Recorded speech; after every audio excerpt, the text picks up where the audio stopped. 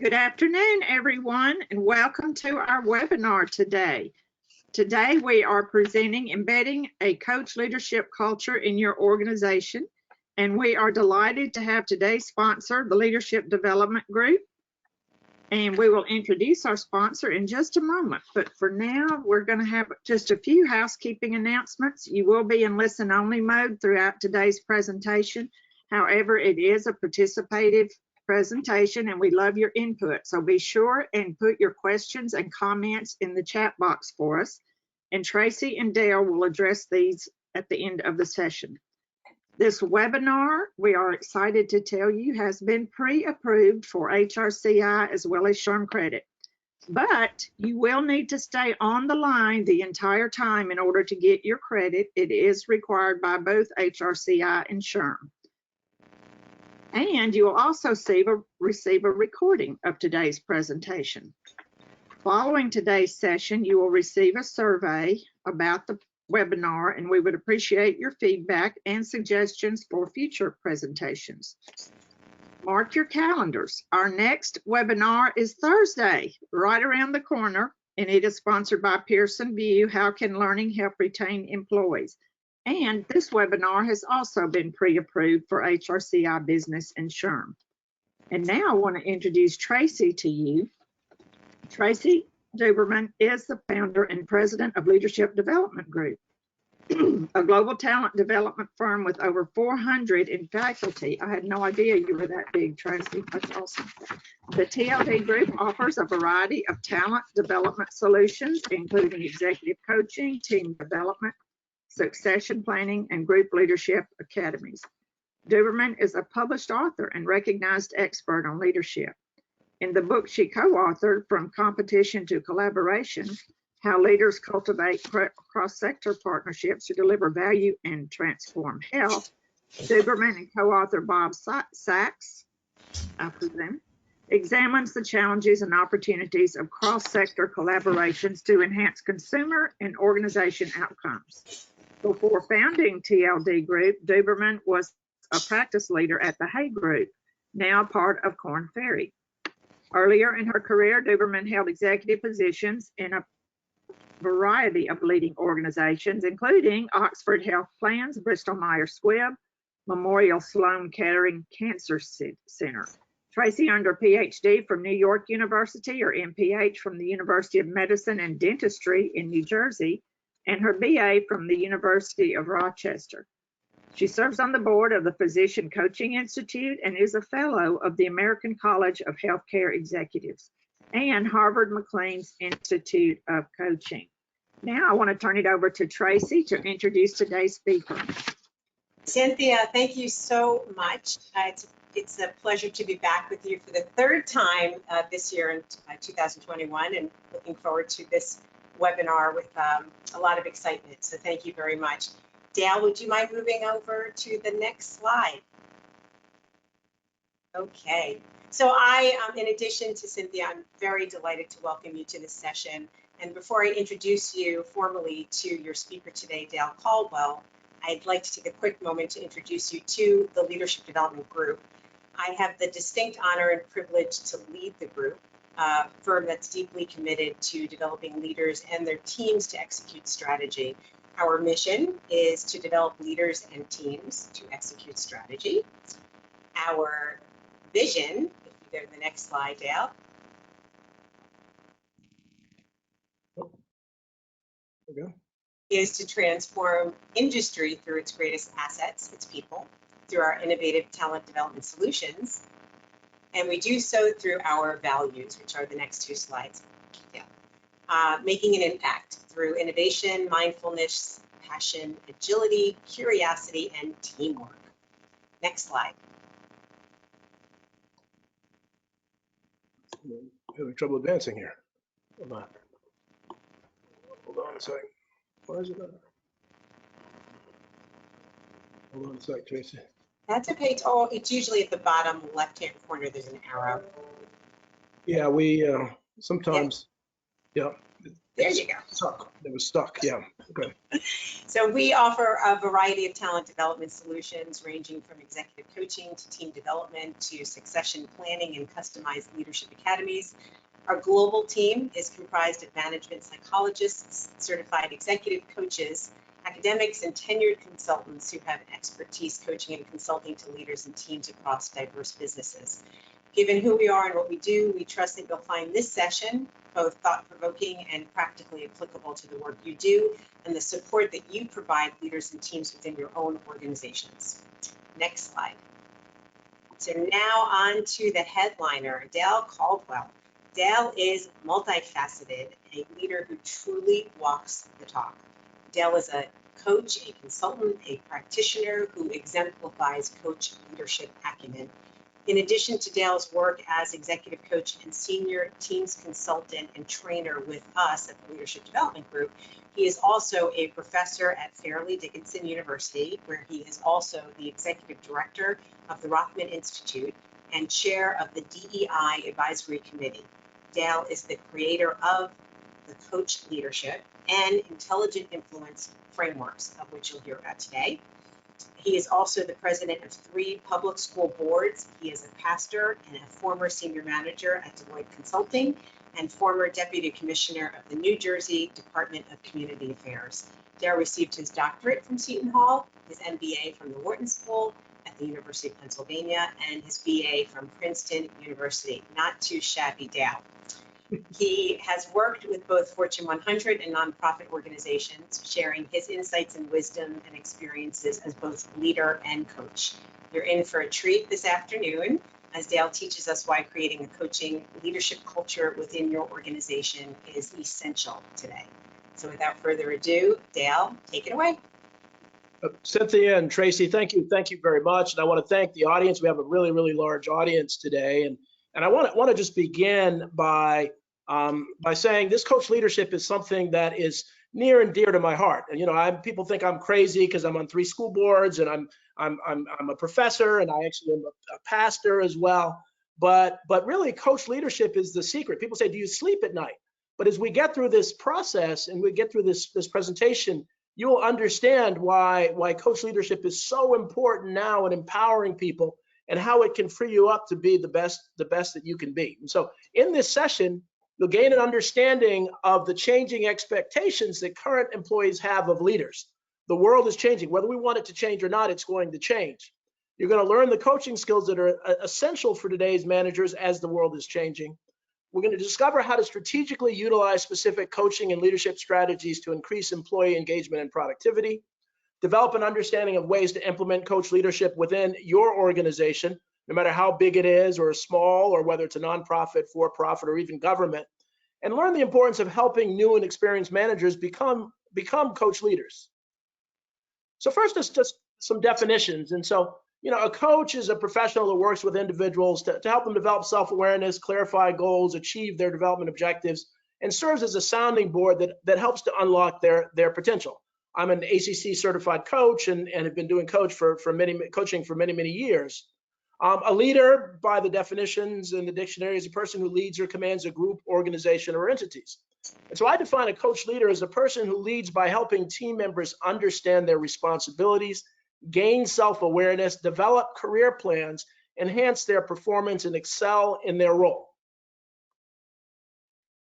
So what's the foundation of coach leadership? And so influence is something in my book, Intelligent Influence. I talk about influence, and the history of that is I was writing a book on leadership, and there are a million books on leadership, but I thought I had one of the best. And I'm an etymologist, meaning I like to understand the roots of words. And so I looked up the definitions of leadership, command, and authority, and I found the word influence was in each one of those key definitions for leadership. And then it got me thinking about influence, and you discover that this word influence is hidden in plain sight. You will hear people say, she's influential or he's influential. And what does it mean? Are they rich? Do they have more social media followers? Are they attractive? Are they powerful? But we take this word influence for granted. But in reality, we do what we do, think the way we think, and accomplish what we accomplish because of influence. One of the examples that I use are accents. And no child's born with an accent. but you could be born in London or Brooklyn or Sydney, Australia, or Johannesburg, and you develop a different English accent that often stays with you the rest of your life. Think about all the other influences, your favorite sports team, your culture, your religion, all those things are influence-based. The research also talks about the best music in the world, and the best music in the world, interesting enough, is the music you heard between ages 14 and 25. Doesn't mean you don't like music now, but that's the time when your brain is developing and you first fall in love. And so everybody has music that connects with them from that period in their life. And so as we begin to think about the role of influence, we need to understand that everybody in an organization is a product of their influence. And so if you don't lead understanding their influence in this new world, you're not going to be as successful as a leader as you possibly could be. And so coach leaders understand the incredible power of influence. And we're gonna contrast command and control to this influence. And so as I talk about influence, I always like to start this way, especially since, and I'm just so grateful to Tracy, my dad, who knew in March with Dr. King. That's my dad on the left, and Ralph Abernathy and Dr. King. 2 weeks before he passed, he did a seminar for the Leadership Development Group. He and I did a seminar about diversity, and so that was from his hospital bed. He actually did that. So these sessions are really, really important to me. And so there's my dad there. Here he is marching next to Dr. King. So I grew up, my influences around that. And so I've always been someone to understand, how do we help people get along better? How do we help leaders be more effective? How do we help people become more compassionate? And so now, as before we get into some of the meat of this, we'd like to do a poll. And so Amy, do you want to take the lead there? Yes, let me just pull up the poll here. Oh. Give me 1 second, I'm so sorry. Okay, I'm going to launch the poll. What strategies are you using to help leaders embrace a diverse workforce? We'll give folks a couple of seconds to answer, whether it's unconscious bias training, special interest groups, diversity training, or we do not offer specific diversity and inclusion practices.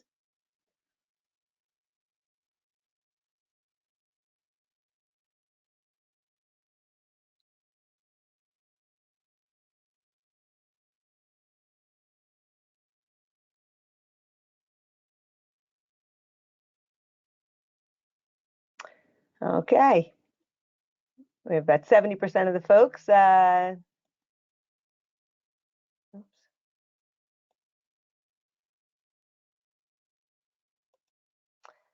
All right, so the responses came up that 44% use unconscious bias training, 32% do not offer specific diversity or inclusion, 13% said special interest groups, and 11% diversity targets. Very, very interesting. Thank you so much for doing that. And so what does this have to do with coach leadership? And so the important thing to understand is that so often organizations have now undergone excellent diversity DEI training, diversity, equity, and inclusion training. But what's next for the leaders? And really coach leadership, and I'll explain why, is really the critical next step. The ability of leaders to understand that everybody's different on their team and help to coach them so that they can be all they can be. And so we're going through a transition, and there are really three major leadership approaches. Everyone knows the command and control leadership style, which really dominated for many, many years. As you'll see here, it's going out of style, and it really is ineffective in today's world. The next is a term I use. I call it title leadership, which I think most people have, that I got promoted to be the VP or the senior VP. And so that is my authority. The title, the role, the promotion is my authority. Where coach leaders don't need the title, don't need command and control. Their authority comes from developing the people that work with them. And in this new generation of young people that are coming up, that is what's important. So when you start to look at this current leadership transformation, young people are coming to the company looking to grow and develop. As we know, all of us in HR, young people aren't staying as long as their parents would stay in an organization. They're coming in 2, 3, 4 years looking for the next opportunity because they're bored, or they're not excited, or they're not stimulated enough, or the grass is greener on the other side.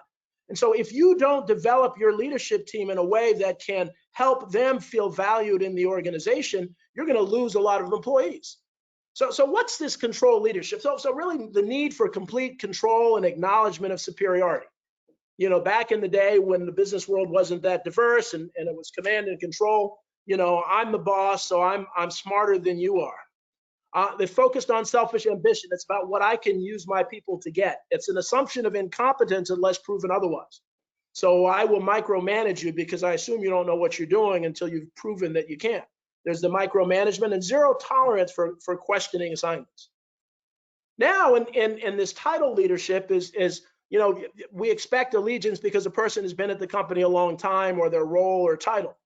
You know, they're really focused on their own career success by supporting only the high talent members. If you're not a high talent person, I don't care about you. And we see that in even decent managers, decent leaders within organizations. There's not that much interest in the professional development of team members, not necessarily because they don't care, but they don't think they have enough time. I don't have time to develop average employees. And so depending on how they perform, you either trust them, the title leaders either trust them or they manage them, depending on performance. And they'll allow some questioning of assignments, but not much. I'm your boss. I told you what to do. You really have to do whatever I say. Now let's contrast this idea called coach leadership, where there is a genuine humility and a recognition that title or experience alone does not deserve respect. I have to earn your respect. And so years ago, there was the opposite. When employees were new to the organization, the leader said, well, you got to earn my respect. Well, now the leaders have to earn the respect because young people are so transient. And so if you want that kind of leader, and in order to have genuine humility, you have to have true confidence and a true belief in yourself. There's also a need to an understanding that career advancements from focusing on the development of your entire team members, not just on your selfish ambition or only focusing on the high talent employees. You're genuinely interested and aware of the unique influences every person on their team, which is why I started with this influence thing. That one of the secrets of it is to understand that everybody on your team, no matter what they look like, no matter their race, gender, age, they have different influences that guide how they behave and guide and determine whether they're going to be successful or not successful. And so they understand the importance of powerful questions and active listening to team success. We'll talk a little more about that. And they recognize that productivity of the team is directly related to their engagement, how much they want to be on the team, how much they want to be in the organization. So what is coach leadership? So coach leadership, you know, effectively utilizes executive coaching, some aspects of executive coaching where you're asking powerful questions and you're actively listening. Some of sports coaching where you understand how to maximize the skills of very different team members. Because again, everyone has different influences. So the best coaches are those that are able to have very different people work in sync to accomplish a goal. Traditional leadership, being a decisive problem solver. There are times when you do have to be command and control in a particular situation or a problem solver. There are times when you encourage people to solve their own problems. Intelligent influence, where you're providing the right influences in the right way. Given the power of influence, you need to understand how you can influence each of your team members very differently. Personality assessments, understanding the natural, I'm certified in DISC, and I like the aspect of this that talks about the natural and adaptive styles of team members. And for those that don't know, it does an assessment to say, well, this is the way you are naturally, and this is the way you are in your job. And sometimes the natural and adaptive are as far apart as they possibly can be, which means that the person is adapting for the job, but it's really not who they are, which means they probably won't stay in the job that long. So as a coach leader, you need to understand that and know how to develop and grow the people on your team. So it's a combination of coaching where you're empowering people to develop solutions on their own, where you're mentoring, you're transferring experience-based knowledge, where you're providing trust-based feedback based on the evaluation of performance, where you're consulting, you're providing valuable advice to team members, you're providing guidance, you're helping team members deal with unique personal challenges that can impact their performance on the job.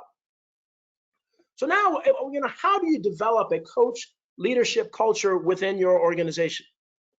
So coach leadership really increases the effectiveness of DEI programs and employee special interest groups. Well, what does that mean? So if your organization has become much more diverse, they've really made an effort to grow as it relates to diversity, equity, and inclusion, you're going to have, and the research shows diverse teams perform better when they are well managed. They perform worse when they aren't well managed. And so this coach leader is someone who can take a very different group of people and really help them feel engaged and feel that they care about their development and growth. And so it is really the next step to effective DEI training programs. It aligns companies' culture and values around values that appeal to a new generation of employees. As I said, employees now, young people now are in the catbird seat. They can come in and to some extent dictate things or say, I'm going to another company. And so the coach leader is able to keep the new generation of employees a lot longer and help them perform that much better. It enhances the leadership effectiveness of managers of all ages, experiences, and backgrounds. It's not just the new employees, but there's really a widespread change in culture that really values the individual. I call it what we're seeing, and we're seeing a lot of the changes in the world. I call it people up culture instead of top down. The world is, because of social media and other things, is really seeing that individual people, that communities that have more power than ever, and resist this whole idea of top down management. And that's not just in the business world, that's throughout every aspect of life.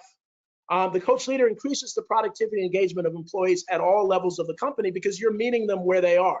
You're making them feel value. As any HR expert knows, that when people leave a company, they're firing their boss. They're not necessarily leaving the organization.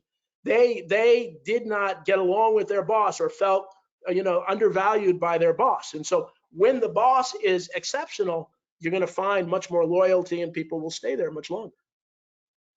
So two quick stories. The tale of two Rogers. One of my colleagues, John Griffith, who's an expert coach, he and I wrote an article in the New Jersey Business Magazine, in one of the New Jersey Business magazines, and he had coached this guy named Roger. And Roger was the prototypical command and control leader. And he was called to replace somebody that was very people-oriented, but not really that effective. And so Roger was coached. And it took a lot of coaching and convincing, and Roger moved from command and control to a title leader, where he used his title, but then he moved to a coach leader. And the pièce de résistance, the time when it really proved that he was a coach leader, is that he was speaking at one of the annual banquets, and he was talking about how his 75-person team worked together to achieve incredible goals and received a standing ovation. So the command and control person can change to be a coach leader, but they often need coaching, they need development, and they need support. The second story I'll use is some of us, someone in my office turned me on this show, Billions. Sue Slavin, who I think is in the audience, and I like it. It's about this power struggle between an attorney general and a billionaire, a hedge fund owner, and one of his rivals is a young woman that he had one time mentored, but she now is brilliant and wealthy and powerful. And she hires this person that she thought was just like her, a young 20-something. And this woman treats her with very little respect, has no respect for her brilliance or her money or so on. And so she was rebelling against her until this person started to coach her and started to develop her. And she saw that working with her and that she cared about her development really helped them develop a bond going forward. Now, this is the end of season 5, so who knows what the next season is going to happen with them. But even on TV, you start to see these changes in how leadership is developed. And so many organizations are way behind the 8 ball. They don't really think about this idea called coach leadership. So some of the tools that we can use, and so one of the most effective tools that every coach knows are this 4 levels of listening. And so this idea of level 1 is self-focused listening. We all know that person who can't wait for the person to finish to tell their story. They pay little attention to what someone's saying, and that's typically the command and control leader, that what you say really doesn't matter to me. All that matters is what I say. Well, that's what going the way, as they say, of dodo bird, that way of listening. Now, the title leaders have attentive listening, where they actually listen for content and they demonstrate a genuine curiosity, but they often don't go deeper in their listening. And so when you start to really look at the empathetic listening, the coach leader puts themselves in the team members' moccasins and shoes and starts paying attention to their feelings. How are they feeling? What's going on? But the title leader and command control leader say, I don't have time for that. I really don't care about your feelings. We've got a project to finish. Let's get it done. But in this day and age, it's going to take a little more work to be a coach leader in the short term, but in the long term, it saves a lot of time. And so also the contextual listening, which is the highest level, is listening for some external factors and other things that may support or create barriers for team members. So you want to begin to really understand the context in which the person is talking or working or leading. And so when you do that, they feel empowered, and guess what? They do better. And so as I've been leading all these different organizations, what I find is people who were average performers, when you put your confidence in them and they know that you believe in them, they become exceptional performers. And I think we in the business world often write people off way too soon. So some of the tools, I developed a number of tools during the pandemic, but this is one I use with Intelligent Influence. And this is for us to understand that every one of us, and that's all of us in the middle, that we have an inner circle of influence. Then we have a social circle of influence. Then we have a community circle of influence and a global circle of influence. So we are constantly being influenced. And so if you're managing a team, it's important for you to be the most effective, in order to be the most effective leader, is to understand the influences that every individual on your team has. And those influences aren't just at work. You know what I always laugh when people think that, well, they come to work. All that matters is what they do at work. Well, no, they're bringing home their family problems, their children's problems, their dog's problems, and so that can impact their work. But the coach leader understands how to motivate them and how to influence them in a way that's powerful. This is a tool that I developed during the pandemic, and I copyrighted in 2020, and I leave that there just to remind me that so many people, when I was doing a lot of work with clients, so many of the folks were just emotionally struggling, and oftentimes their boss paid no attention to that. So when I do sessions, I often, even now, I start with this to say, and I go, if I'm working with a team, I'll say, well, where are you? What zone are you in today? Are you in the panic zone where we're just stressed and there's stuff at home and work that's really got you down? Are you in the awareness zone and know that you're panicking, but things are okay, you're surviving?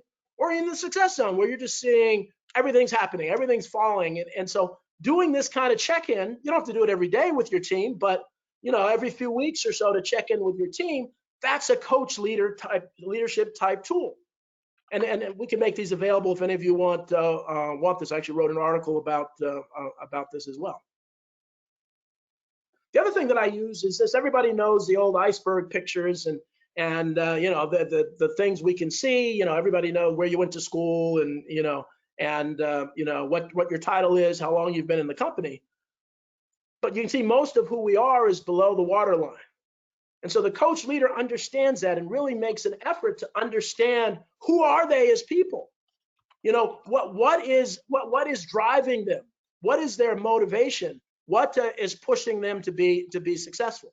And as I said, all these things aren't that hard, but people don't think they have time to really invest in the people that are with them, which is crazy, because that's their investment. I also developed this in last year during the pandemic, and I do a team check-in where I ask the team, are you, where are each individual on the team? And I put the numbers, and we don't have time to go through each of the numbers, but are we in the poor performance zone? Are we struggling as a team? Or are we in the average performance zone where we're kind of getting stuff done, but we're not exceptional? Or are we in the high performance zone where we're exceptional? And these kinds of check-ins really help people understand that they're part of a team. You do the individual check-in to realize I care about you, but you do this team to say I care about everybody on the team and how can we be more effective? And then the old SWOT analysis, that we've all been through the SWOT analysis. It's often used for strategic planning. But I found the SWOT analysis, if you do it right, to be a great human development tool, especially when there's been conflict and other things as a team, but you get people to start focusing on the team rather than individual differences. And what are our strengths and what are our weaknesses? What opportunities do we have as an organization? What are the threats that are going to impact our success? And those conversations probably annually should happen in just about every team. And so we love working people through that. And it's not about the dollars and cents as it is about the team focusing on common objectives and working together. So the coach leadership training, so we do this training, and what kind of form does that take? And so first, why is it important? As I mentioned, it builds on the DEI staff training. So many organizations are rushing to do DEI staff training, and they think that, okay, well, I'll do that. That's enough. We told everybody to be sensitive to people who are different, and so where do we go from here? Well, where you go from there is, how do you manage a diverse team? And if you don't pay attention to managing a diverse team, you won't be as effective as you possibly can be. The next thing is, you need to do this providing an essential strategy for, now a lot of people haven't heard this term, but this term reboarding. As we all know, onboarding, you get a new employee in, you onboard them, you help acclimate them to the new job. Well, now, because of the pandemic, so many people are reboarding. They're going back into the organization that they used to work for, even for 20 years, and it's almost like a new onboarding. And so HR people that aren't ready to address that are going to find there's some challenges that are waiting for them. So the idea of this coach leadership training is the coach leader is able to deal with some of the different reboarding challenges that many of their team members have as they come back to the organization, as they work, hours and hours in the office, as opposed to being at home. And so this is something that I'm amazed that a lot of people don't pay much attention to, but it's important. As I said earlier, the coach leader doesn't just focus on the high talent employees. They realize that because of influences, that some good managers can become great managers with the right coach leader. And I'm particularly sensitive to, my dad and Dad do, obviously my dad knew in March with Dr. King, so I grew up in urban areas, and one of the realities is that so often in companies, you have someone who's really brilliant, but their parents were never in corporate America, and you have someone who's okay, but their parents were senior managers. And so often that person performs well on their first job, and this other person struggles. And companies give up on that person, yet that person could be better with the right coach leader. So I encourage you, if you're out there, to really pay attention to the influences of each of your employees, and don't write them off, even if they don't do a great job on their first project. It just may mean that they never got the kind of influence, they didn't have the influences that they need to become the great managers that they have the potential to be. And that's what a coach leader does. It kind of understands if somebody is just a bad performer because they don't care, or they're a bad performer because nobody's ever taught them some very basic things. This coach leadership increases the engagement and retention of current employees, that they feel better because people care about them. They actually care about their development. So the training's built. I wrote this book called Intelligent Influence, which is the 4 steps of highly successful leaders in organizations. We take people through these influence awareness, influence impact, influence management, influence maximization. The idea to get people to understand their influences and really develop empathy for people who are very different. And you can't empathize with other people's plight if you don't know your own plight, if you don't understand your own influences. And command and control leaders fail because they don't know their own influences. They assume that they pulled themselves up by their own bootstraps, which nobody has ever done. So in the final few minutes, so our coach leader, the leadership development group's coach leader. So typically we can do larger groups, but typically 10 to 15 employees, interactive or virtual. We do more in person than virtual, but to really begin to talk about this idea called coach leadership, and to really get people to understand their influences and understand some of the challenges in the organization. It's important to help people understand, and we all need to do that, to understand the connection between our own personal influences, empathy, and leadership success. If you really look at extraordinary leaders, they know so much about the people that they're leading. They can connect with them. They understand when someone has a bad day or why they have a bad day, how to motivate someone to be successful, what development needs they have. And that is so critically important. And so we really help people understand how to identify that. It's important to develop your own personalized coach leader development plan. And so what do I mean by that? Well, if you are going to transition to become a coach leader, you need to understand, what do you need to work on? What are you really good at? What do you need development at? And all of us do. I know I do need some development to become the leaders that we are capable of becoming. But until we do a real plan, a real development plan, we're not going to be able to achieve that goal without being very honest on ourselves, and kind of help people through that that process. And then following up 30 to 60 days after the program to ensure that that training is effective and sustainable. Well, why is that important? Well, what happens is you've been behaving, say you've been a title leader for 20 years. You know, a training isn't going to permanently change you in that training. You have to kind of begin to weed yourself off of the way you used to do things. And the biggest enemy is time, obviously, that managers are overwhelmed now. We have more work than ever. We have to be that much more productive. But as I've said before, by investing in people, by investing your focus in people, so often people think, and a lot of leaders think that, well, I pay for training programs for my team. So they go off and they do training and so on, and that's good enough. Well, you have to be part of their development. You have to care. You have to understand if they come back from training programs, well, what did you learn? You know, how is this going to help you? What is your plan for becoming better? And we because we're busy, we play short shrift to that. But that's an essential part of good leaders, is to really pay attention to folks. And so that's one of the things we'll do to follow up, is to really begin to say, well, how did you do? What it's not just about you being a coach leader. What did you do with your team?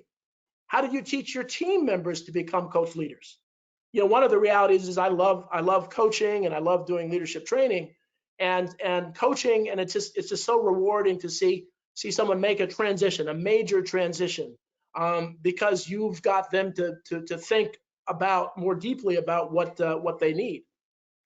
But it's amazing that we do a lot of executive coaching without thinking about how do we help those folks who've been coached begin to help the people on their team, to begin to use some of the tools that they learned in coaching to really help their team members become that much more successful. And then finally, the next steps, and then we'll take some questions. I was told to finish about 2:40. I try to be on time. One, identify the developmental needs of your leadership team. Every leadership team on earth has developmental needs. What is your team really good at? What does your team need to work on? You know, what are the opportunities that your leadership team can do? And this is more important because not only are we having a change because of the pandemic, which I was hoping would be gone by now, but now there are variants and other things, which is making leadership even more complicated. But this new awareness of diversity, equity, and inclusion has really changed the way that leaders are expected to lead. So now is the time to take inventory of the developmental needs of your leadership team. Second, you reflect on your plans to implement leadership training with following the DEI training efforts. Following, what you've done a great diversity program. You have employee special interest groups. They're working real well. How do you make sure that the leaders who've gone through the training lead in a way that helps you maximize the effectiveness of your team?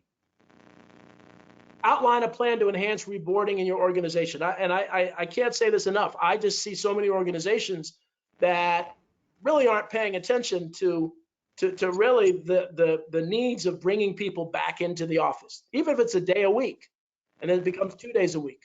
I mean, there are all sorts of things from dealing with the kids and other things that you really need a reboarding plan. And I'm sure many in the audience have one, but I'm sure a lot don't. And then contact leadership development group about ways to really implement a coach leadership training program, or even if it makes sense for your organization, you may be doing something already. So with that, we'll take some questions, but I want to make sure that we put up the pre-approved certification credits.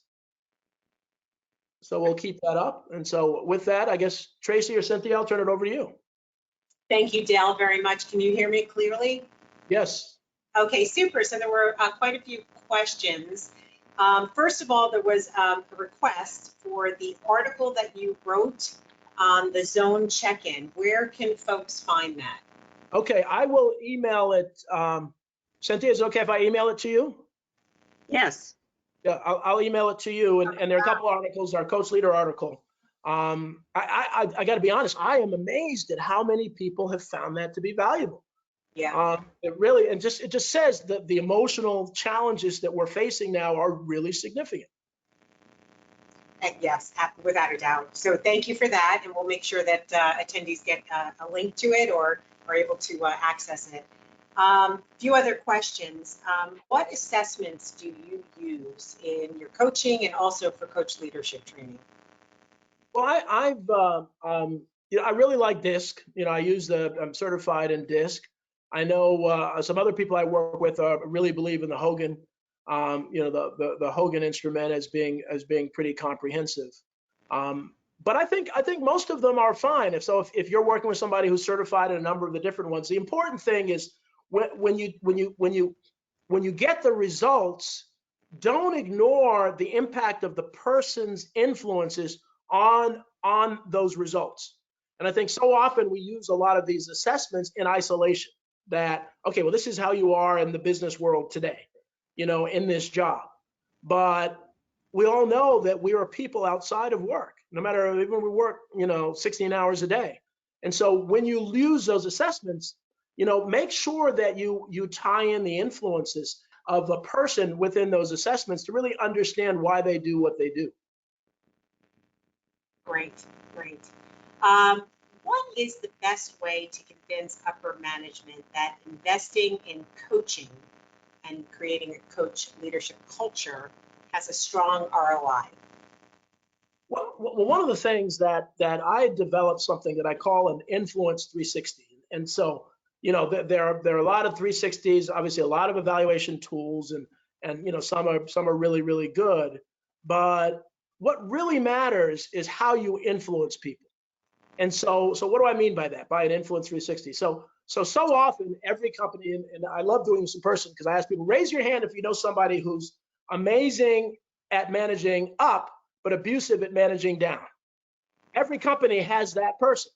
And then all of a sudden the people below them are leaving because they're micromanagers, they're command control managers, are doing that. And they stay in the company for years.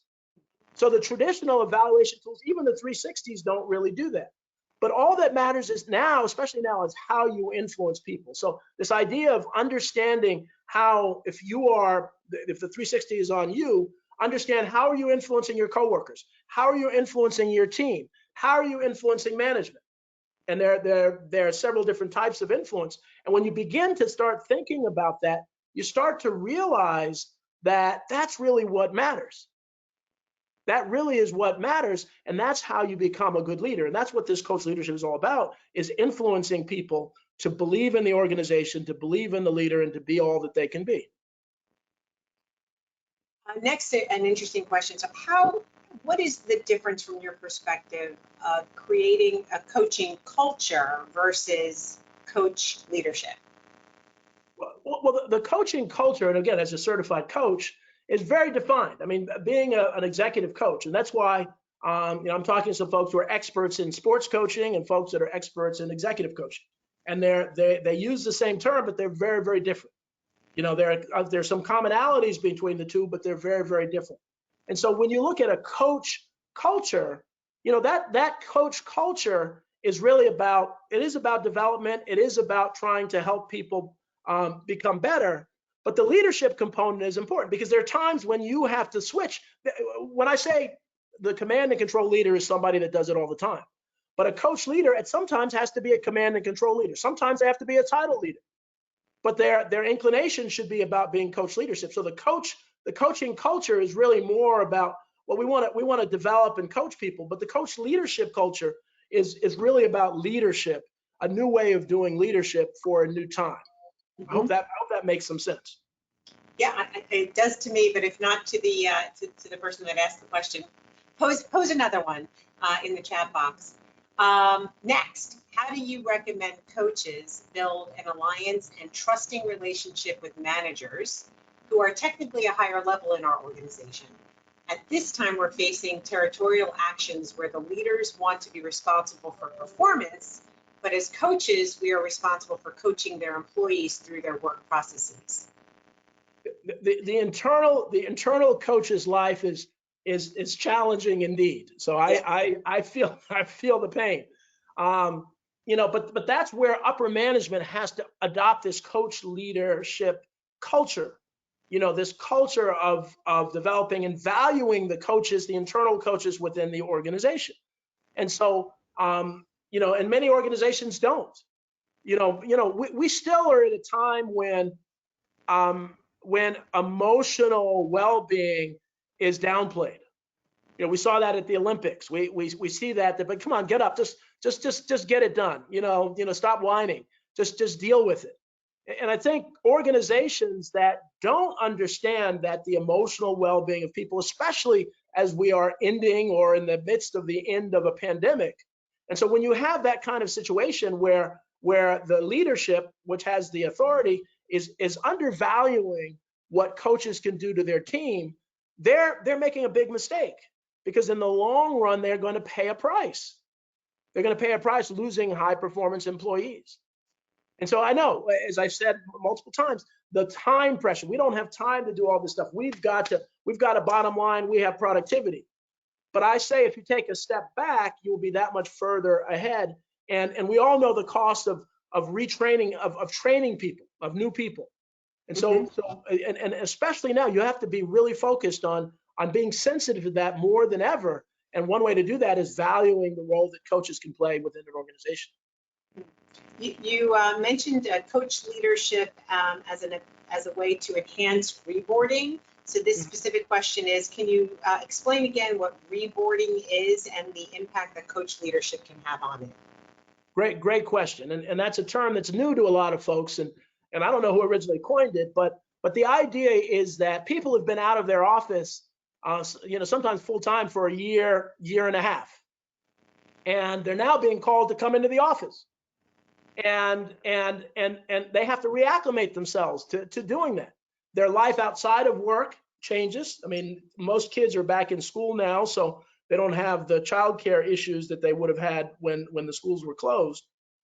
But just coming back and interacting with folks, dealing with masks, having to wear masks in some instances, having to be vaccinated in other instances. So the workplace is changing. You're almost coming back to a new company.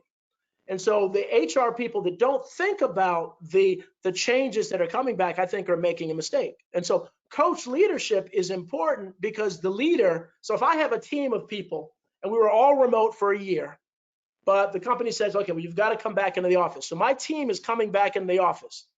I've got to understand and take the time to understand the unique challenges that each member of my team has before I really can be an effective leader to them. And that's where coach leadership plays a role. Whereas title leadership, you just come in, okay, all right, I know it's been a tough year, but we're back to normal. Okay, so Joe, you do this, and Sally, you do that, and Ted, you do this, and you do that. And the people are dealing and still struggling. And I know many people who were thinking, well, this company doesn't seem to pay attention to the fact that I've been struggling for a year, and they don't. And so that's where coach leadership plays a role, because it helps individuals develop the skills to the 3 and 4 levels of listening, but to really help to develop people through this challenging time. Next, any recommendations to help move the needle forward when the employee has developed the attitude that, yes, as a manager, I'm supportive, but the company isn't really?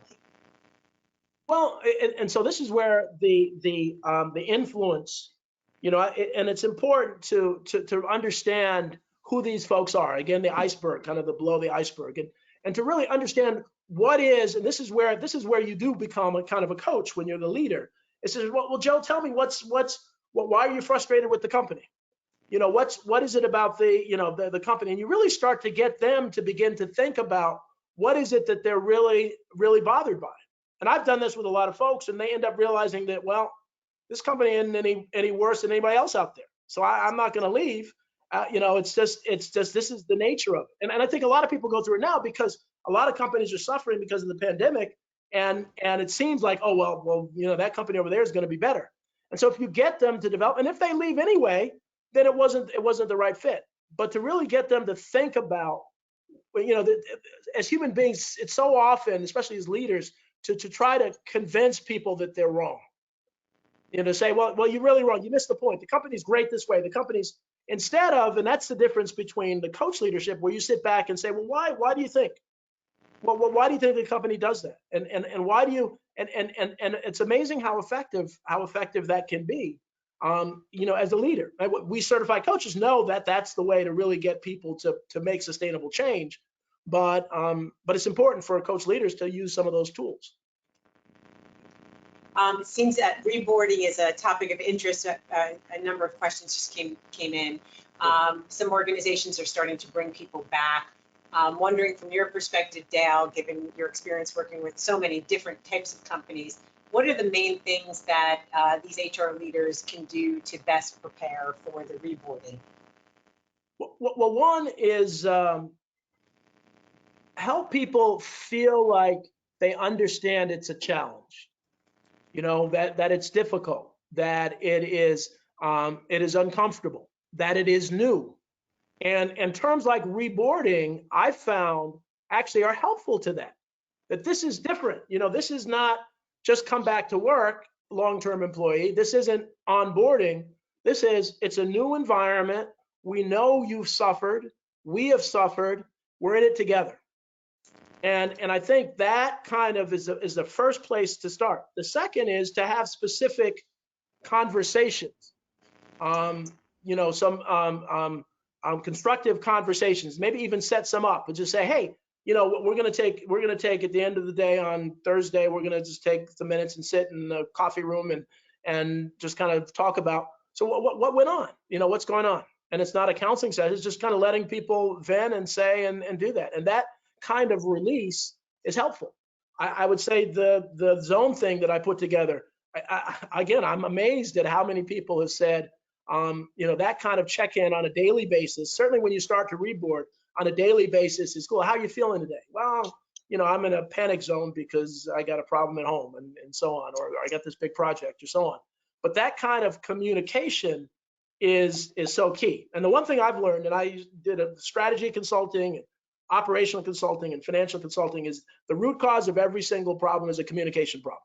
At the end of the day, it's a communication problem. And so if you can over communicate in this type of environment, you will get the respect of folks, and folks will value and work a whole lot harder for you if there's a good amount of communication. Next, how can you get buy-in of this concept of emotional awareness and team check that you talk about in the command and control leader? And these are leaders specifically from the executive leadership team.